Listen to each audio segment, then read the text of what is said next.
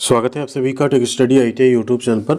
आज के इस वीडियो में हम बात करने वाले हैं रेलवे ग्रुप डी की जो अभी वैकेंसी आएगी अपकमिंग 2025 की, उसमें होने वाले मेडिकल टेस्ट के बारे में। जो आपका मेडिकल स्टैंडर्ड रखा जाएगा, क्या रखा जाएगा, एंड मेडिकल स्टैंडर्ड देख के ही आप लोग उसके अकॉर्डिंग अपना डिसाइड कीजिएगा कि आप किस पोस्ट पे अप्लाई करेंगे। कई बार ऐसा होता है कि आपको पता नहीं होता कि C1 B1 C1 B1 या B2 A2 ये सब क्या है, और आप उन पोस्ट पे फॉर्म अप्लाई कर देते हैं और सिलेक्शन के बाद जब आपका मेडिकल होता है तो पता चलता है कि आप उस एस्पेक्ट को या उस मेडिकल स्टैंडर्ड को फुलफिल नहीं कर पा रहे, जिसकी वजह से आप बाहर कर दिए जाते हैं।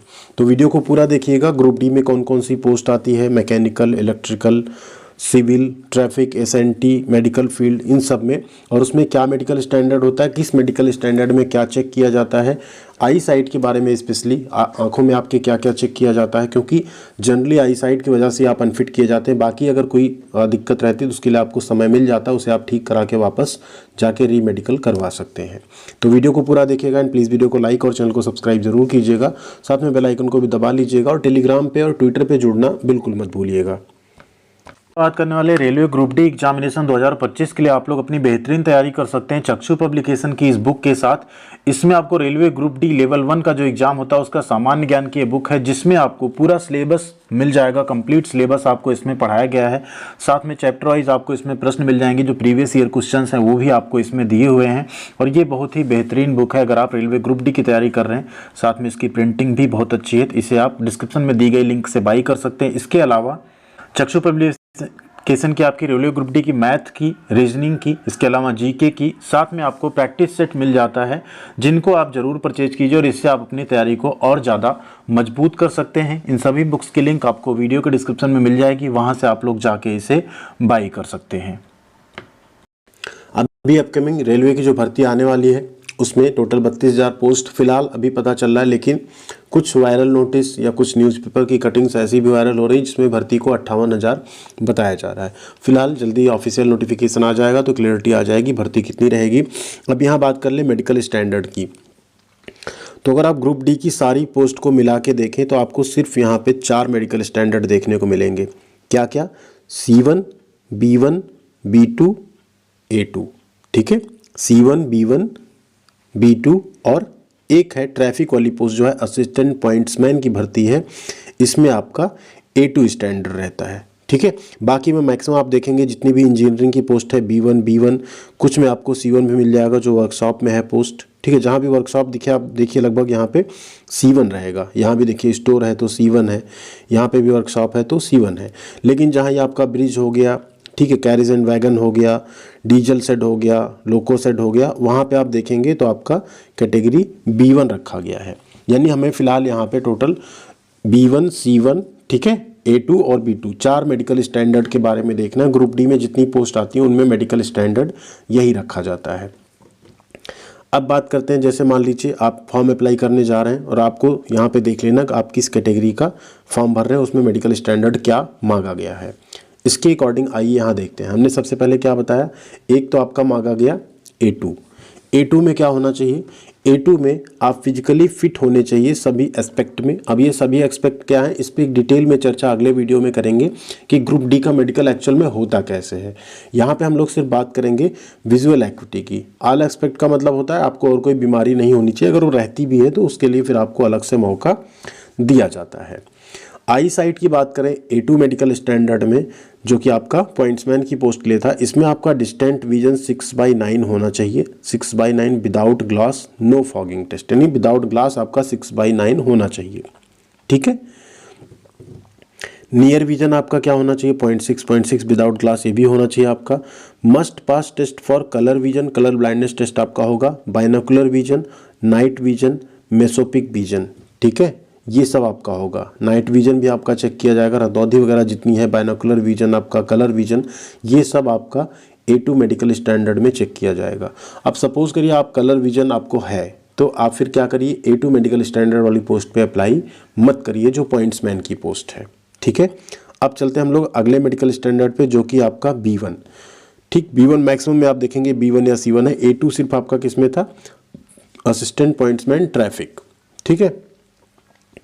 अब आइए B1 पे। B1 में क्या होना चाहिए? तो B1 में आपका 6/9 या 6/12 विद और विदाउट ग्लास, ठीक। Power of lenses not exceed -4D, यानी 4D माइनस आपका 4D से ज़्यादा यहाँ पे नहीं होना चाहिए। यानी आपका अगर -4 तक का चश्मा लगा हुआ है तो आप इसमें फॉर्म भर सकते हैं B1 स्टैंडर्ड में। ठीक है, कई कैंडिडेट कहते हैं ना चश्मा लगाए तो क्या करें। देखिए चश्मा लगना बड़ी बात नहीं होती, सभी को लगता है आजकल। 0.5 है, 0.75 है, -1 है, -1.5 है, तो आप अप्लाई कर सकते हैं। -4 तक अप्लाई कर सकते हैं आप। नियर विजन में भी ये क्या कह रहे हैं यहाँ पे 0.6 विद विदाउट ग्लास आपका होना चाहिए जब भी आप नज़दीक का कुछ पढ़ेंगे तो। अगला, must pass test for colour vision, binocular vision, night vision, mesopic vision etcetera. यहाँ भी आपका कलर विजन चेक होगा।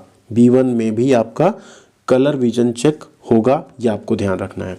अगला मेडिकल स्टैंडर्ड क्या था, B2। B2 में आप देखेंगे तो क्या है, यहाँ पे भी सेम है, 4D तक का चश्मा एक्सेप्टेबल रहेगा, लेकिन यहाँ सिर्फ बाइनोकुलर विजन आपका देखा जाएगा, यहाँ कलर विजन आपका नहीं देखा जाएगा। यानी कलर ब्लाइंडनेस टेस्ट आपका B2 में नहीं होता है। तो जिन कैंडिडेट्स को भी यहाँ पे कलर ब्लाइंडनेस हो, आप लोग क्या करेंगे, B2 मेडिकल स्टैंडर्ड वाली पोस्ट पे अप्लाई करेंगे, ना कि B1 या A2।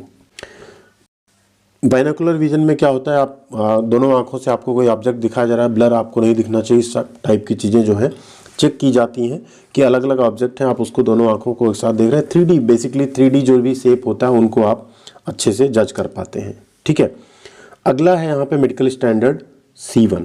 ठीक, यहाँ B1 था, B2 था, A2 था, फिर है C1 आपका। ठीक, C1 मेडिकल स्टैंडर्ड अब यहाँ पे देख लेते हैं किस किस पोस्ट के लिए रहता है। C1 मेडिकल स्टैंडर्ड आप पोस्ट देख लीजिए, यहाँ पे हॉस्पिटल असिस्टेंट है, असिस्टेंट वर्क, जो भी वर्कशॉप की वैकेंसी, स्टोर की वैकेंसी, उसमें C1 है। अब C1 मेडिकल स्टैंडर्ड में भी क्या है, 6/12, 6/18 तक होना चाहिए विद या विदाउट ग्लास। यानी आपका -4D से ज़्यादा भी पावर है तब भी आप यहाँ पे अप्लाई कर सकते हैं।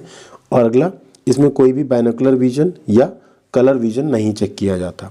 अगर ऐसी कोई पोस्ट आती है जिसमें C2 अलाउ होगा तो वहाँ पे भी 6/12 नील विद या विदाउट ग्लास अगर है पावर तब भी आप अप्लाई कर सकते हैं। उसमें भी आपका कोई भी नाइट विजन या बाइनोकुलर विजन नहीं चेक किया जाता है। ठीक है, तो ये आपके मेडिकल स्टैंडर्ड रहने वाले हैं। ALP का आपको सबको पता है सबसे ज़्यादा हार्ड मेडिकल होता है, A1 कैटेगरी में रहता है वो। ठीक है, बट यहाँ अगर बात करें, एक चीज़ ध्यान दीजिए, कुछ कैंडिडेट्स ऐसे हैं, मान लीजिए जिन्होंने लेजिक सर्जरी या ICL कुछ कराया हुआ है आई साइट में अपने, तो उसमें क्या होता है कि अगर आपने सर्जरी से कोई करेक्शन कराया है तो A2, A3, B1, B2 में आप एलिजिबल नहीं हैं। बट C1 या C2 कोई स्टैंडर्ड अगर आता है, इसमें अगर आपका मान लीजिए पावर इतना इससे ज़्यादा भी था, आपने सर्जरी करा के उसे ठीक करा लिया है, तो आप फॉर्म भर पाएंगे, ऐसा नोटिफिकेशन में लिखा हुआ था। ठीक है, ये पहले का नोटिफिकेशन ही है, हमारी तरफ से ऐसा कुछ बनाया हुआ नहीं है। इस बार अगर इस पोस्ट में इसके अलावा कोई पोस्ट आती है जो ग्रुप डी की भर्ती आ रही है, उसमें कुछ अगर चेंजेस रहते हैं तो उस पर भी आपको अपडेट मिलेगी। एंड एक कंप्लीट वीडियो आपको मिलेगा जिसमें ग्रुप डी के पूरे मेडिकल को एक्सप्लेन किया जाएगा कि किस किस तरीके से क्या क्या चीज़ें चेक होती हैं, पूरा प्रोसेस। जैसे हमने टेक्नीशियन ALP का आपको बताया हुआ है, वैसे हम ग्रुप डी का भी पूरा मेडिकल प्रोसेस आपको एक वीडियो में ज़रूर बताएंगे। थैंक यू वेरी मच, ख्याल रखिएगा अपना। बाकी आपका कोई सवाल हो तो कमेंट सेक्शन में एक बार ज़रूर पूछिएगा। Thank you.